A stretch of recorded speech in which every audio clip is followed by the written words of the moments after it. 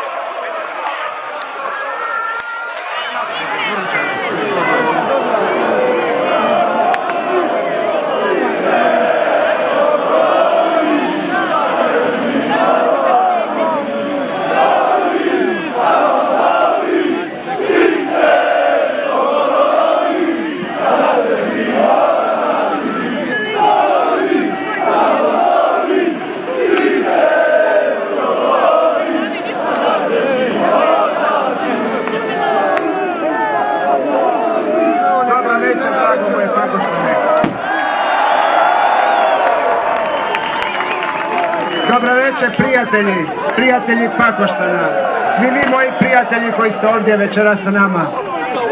Dobro došli, veselite se.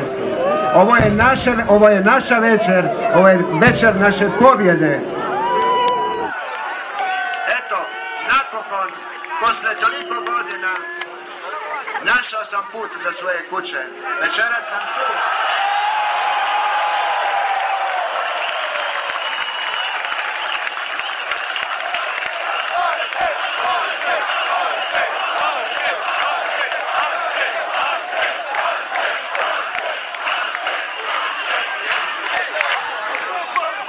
Što mogu reći drugo, nego da sam sretan. Sretan sam što sam među vama, među svojima. Hvala vam na iskazanoj kršćanskoj ljubavi svih ovih godina.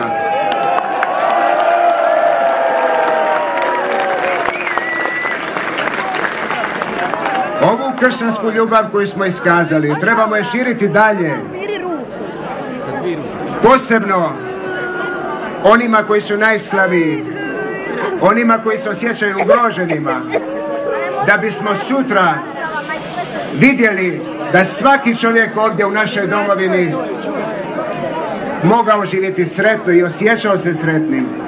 To je naš cilj, to je naš zajednički cilj.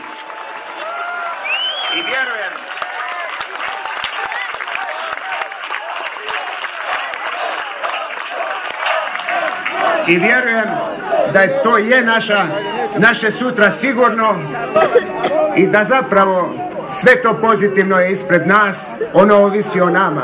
Ali sigurno da ova iskazana kršćanska ljubav, ona treba biti prisutna svakodnevno među nama i mi je trebamo širiti dalje.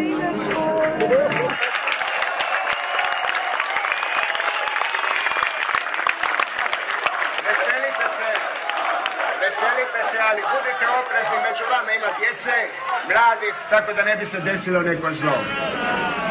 Ugodna vam večer i zajedno smo svi skupa. Bog vama!